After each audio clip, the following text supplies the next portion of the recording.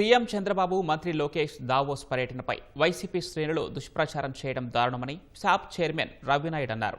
Green energy, AI, quantum computer, Biotech రంగాలలో పెట్టుబడులను ఆకర్షించి రాష్ట్రాన్ని అభివృద్ధి చేయాలని చంద్రబాబు లక్ష్యంగా పెట్టుకున్నారన్నారు. వైసీపీ హయాంలో ఐటీ మంత్రిగా ఉన్న గుడివాడ అమర్నాథ్ రాష్ట్రానికి ఒక్క పరిశ్రమ కూడా తీసుకురాలేకపోయారని విమర్శించారు. పరిశ్రమలపై చర్చకు సిద్ధంగా ఉన్నారని అమర్నాథ్ చెప్పడం హాస్యాస్పదంగా ఉందని ఎద్దేవా చేశారు.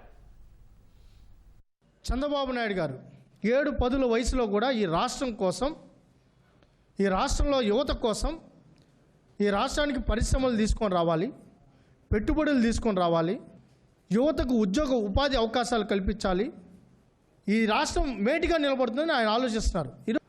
19-24 సంవత్సరాల్లో ఒక్క పరిశ్రమ అంటే ఒక్క పరిశ్రమ ఈ రాష్ట్రానికి రాలా.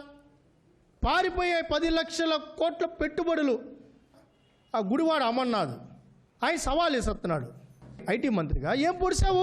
ఒక్క పరిశ్రమ తీసుకొని వచ్చావా? నువ్వు ఎందుకు వెళ్ళలేదు? మీ ముఖ్యమంత్రి ఎందుకు వెళ్ళలేదు అంటే ఆయన చెప్పిన మాట ఏంటి?